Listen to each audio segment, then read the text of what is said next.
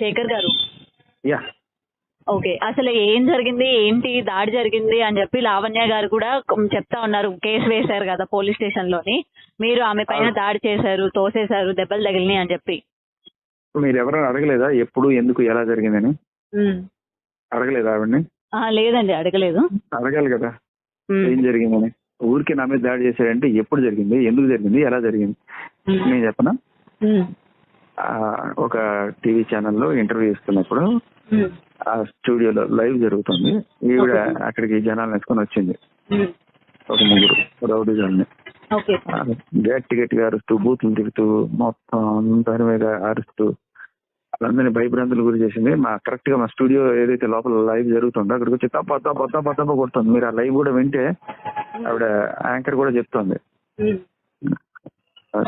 మీకు తర్వాత కావాలంటే అవకాశం ఇస్తాను మాట్లాడుకోవడానికి, ఇట్లా చేయడం కరెక్ట్ కాదు, రౌడీజం చేస్తున్నారు ఏం చెప్పింది. అసలు పచ్చి బూతులు అరుస్తుంది, దబ్బా దబ్బా బారుతోంది. సరే వాళ్ళు ఏం చేశారు, ఇంకా 100కి ఫోన్ చేశారు. 100కి ఫోన్ చేసిన తర్వాత మరి కాసేపటి పోలీసు వస్తారన్నా ఏదో మొత్తానికి అలా కాసేపు వరకు వెళ్ళిపోయింది. సరే వెళ్ళిపోయింది కదా అని చెప్పి అప్పుడు వాళ్ళు నేను బయటకు పోతా అంటే ఎలా కూడా చేయలే. వెళ్ళిపోయిన ఒక 5 నిమిషాలకి సరే ఇంకా నాకు లేట్ అయిపోతాను, 12 అయిపోయింది, ఇంటికి వెళ్ళాలని చెప్పి నేను బయలుదేరా. వస్తుంటే కరెక్ట్ గా స్టెప్స్ దిగుతుంటే మెట్ల దగ్గర రెడీగా ఉన్నారు అనమాట ఈవిడ ఇంకొక ముగ్గురు. ఇంకా ముగ్గురిని వేసుకొని వచ్చారా? వేసుకొని వచ్చారు. మరి ఆవిడ కూడా ఏమన్నా వేసుకొని వచ్చిందేమో డౌట్ గా ఉంది. అసలు హైపర్ గా అరిచి చెప్పులు విసిరేసి దాడి చేసి కొట్టి చేశారు. నేను తప్పించుకునే ప్రయత్నంలో తోశాను. ఇంకా దానికి కూడా ఆవిడ నేనే దాడి చేసి నేనే చంపేశానని చెప్పేస్తే ఇంకా మనం ఏం చెప్తాం. ఆవిడే వచ్చి ఆవిడే గొడవ చేసి ఆవిడే అంత చేస్తే మనుషులతో కొట్టించి వాళ్ళు నేను హాస్పిటల్ 3 రోజుల నుంచి కూడా ఉన్నానంటే ఇప్పుడు అంటే అదే అంటున్నాను, ఆవిడే కొడుతుంది. మీరు ఆడియో వినుంటే రాస్తారు ఆడియో, ఆవిడే కొడుతుంది, ఆవిడే తిడుతుంది, ఆవిడే మళ్ళీ పోలీసులకు ఫోన్ చేస్తారు. మరి ఇప్పుడు మీకు ఇంత జరిగింది కదా, మీరు ఎవరి కోసం అయితే పోరాటం చేస్తున్నారో, రాజ్ తరుణ్ ఎటువంటి తప్పు చేయలేదు, రాజ్ తరుణ్ కోసం మీరు ఆయన తరపున పోరాటం చేస్తూ ఉన్నారు కదా, మరి ఇప్పుడు ఈ దాడి జరిగింది. ఇంతకు ముందు కూడా ఏంటంటే ఒక స్టూడియోలోనే ఒక ఇంటర్వ్యూ ఇస్తున్నప్పుడు ఆమె మీ మీద చెప్పుతో దాడి చేయడం కూడా జరిగింది.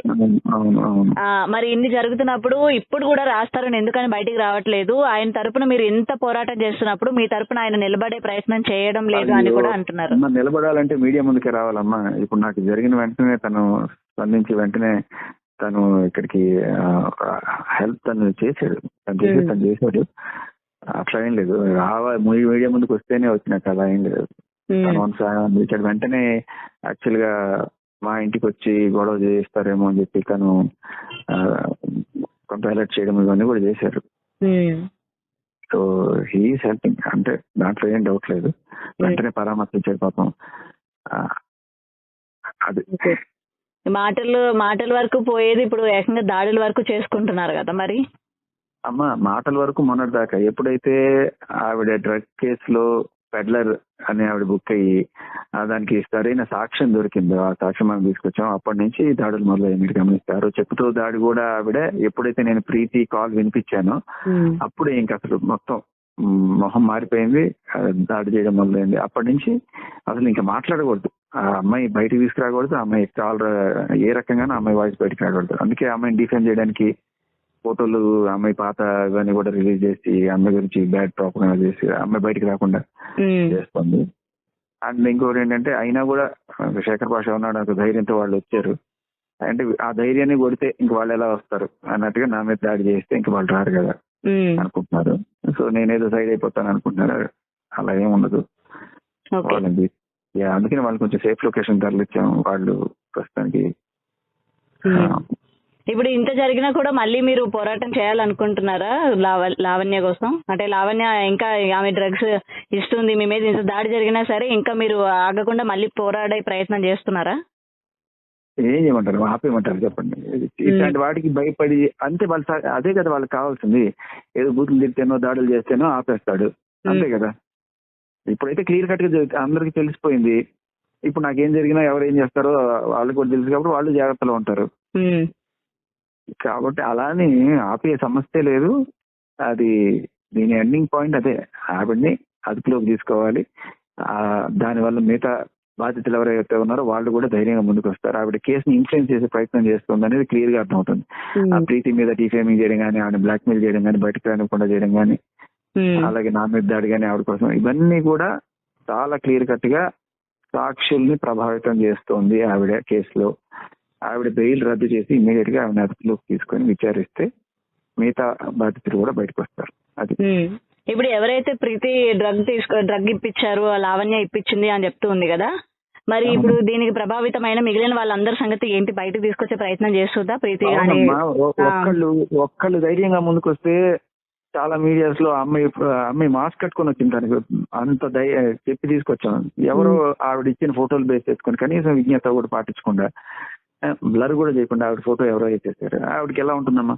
ఇంకా ఆవిడ బయటకు చాలా మంది అడిగారు ప్రీతిని తీసుకొచ్చింది మాట్లాడించండి అంటే, ఆవిడ ఏదో ఫస్ట్ 2-3 మాట్లాడింది. తర్వాత ఆవిడకి కావాల్సింది అదే, అంటే ఇలా డిఫేమ్ చేస్తే, పర్సనల్ లెవెల్లో డిఫేమ్ చేస్తేనో లేకపోతే దాడులు చేస్తేనో ఆగిపోతారు బయటికి రాకుండా. సో మళ్ళీ ఇంకా ఆవిడని కాస్త మనం ధైర్యం చెప్పి చేయాలి అంతే. మరి ఇవాళ మీరు పోరాటం చేస్తూ ఉన్నారు, మరి రాజ్ తరుణ్ వలన లావణ్యకి అన్యాయం జరిగింది అన్న దాని నుంచి ఆ హర్యానా పేరు కూడా ఇవాళ బయటికి రావడం జరిగింది. మరి ఎందుకని హర్యానాని క్వశ్చన్ చేయడం లేదు? హర్యానా కూడా నన్ను బెదిరించింది అని చెప్పి లావణ్య చెప్తోంది కదా, వీళ్ళందరినీ మీరు ఎవరు ఎందుకని క్వశ్చన్ చేయడం లేదు? ఇవాళ నన్ను ఎందుకు బయట నేను ఒక డ్రగ్ ఎడిక్టర్ లాగా, నేను డ్రగ్ ఇప్పిస్తానని, లేకపోతే ప్రాస్టిట్యూట్ లాగా ఇలా నన్ను ఎందుకు బయటికి ప్రచారం చేస్తున్నారు? జరిగిన మ్యాటర్ వదిలేసి మొత్తం దీని మీద ఫోకస్ చేస్తున్నారు అన్నట్టు కూడా ఉంది కదా. అదే అంటున్నాను, మీడియా అందరినీ నేను అడుగుతున్నాను, లావణ్య ఒక్కతే మహిళ, ప్రీతి మహిళ కాదా? హర్యానా మహిళ కాదా? ఆవిడ అడ్డమైన పేర్లు చెప్పి ఏదో నాతో అక్రమ సంబంధాలు అంటగడుతున్న వాళ్ళందరూ మహిళలు కాదా? మహిళలు కాదా? వాళ్ళందరి ఇప్పుడు ఆవిడ హర్యానా అంది, హర్యానా ఆవిడ అన్నంత మాత్రం ఏదైనా ప్రూఫ్ చూపించాలి కదా. నోటి మాట హర్యానా అలా చేసింది అని చెప్పడం కాదు.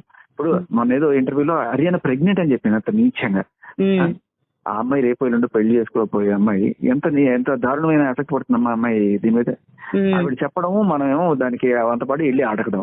ఆవిడ ఏ రకమైన క్రెడిబిలిటీ లేకుండా నోటికొచ్చినట్టు నిజంగా చాలా మంది మహిళలకి అన్యాయం జరుగుతుంది ఆవిడ వల్ల. అందరి క్యారెక్టర్ ని అసాసినేట్ చేస్తుంది ఆవిడ చేస్తుంది అందరి క్యారెక్టర్ అసాసినేషన్. కానీ శేఖర్ గారు ఇవాళ ఇప్పుడు పర్టికులర్ గా ఒకరి పేరు వినిపిస్తుందంటే అందులోనే వాళ్ళ భాగం లేకుండానే ఈమె వాళ్ళ పేరు తీసి బయట మాట్లాడుతుంది అంటారా? ఎంతో కొంత అవును తెలిసి అదేమ్మా, మీరు అడగాల్సింది ఏంటంటే ఆధారం. నోటికొచ్చిన నోరు ఉంది కదా అని ఇది పేలడం కాదు కదా. ఏదో ఇద్దరు కలిసి ఒక ఫోటో తీసుకున్నారంటే ఆ ఫోటో పెట్టి వాళ్ళకి అక్రమ సంబంధం అంటగట్టేయడమేనా? లేకపోతే అమ్మాయి చెప్పి ఇప్పుడు అమ్మాయి ఎలా చెప్పింది? లావ్ అయిందట, ప్రెగ్నెన్సీ వచ్చింది కాబట్టి, లేకపోతే ఏదో చేసుకుని లావ్ అయిపోయిందట. చెప్పడానికైనా అంటే అంటే అదేంటున్నాను, ఆవిడ ఒక మాట అంది ఒక అమ్మాయి మీద, ఆవిడ ఒక సాటి అమ్మాయి మీద ఆవిడ ఏదో ఆరోపణ చేసింది అనుకుందాం.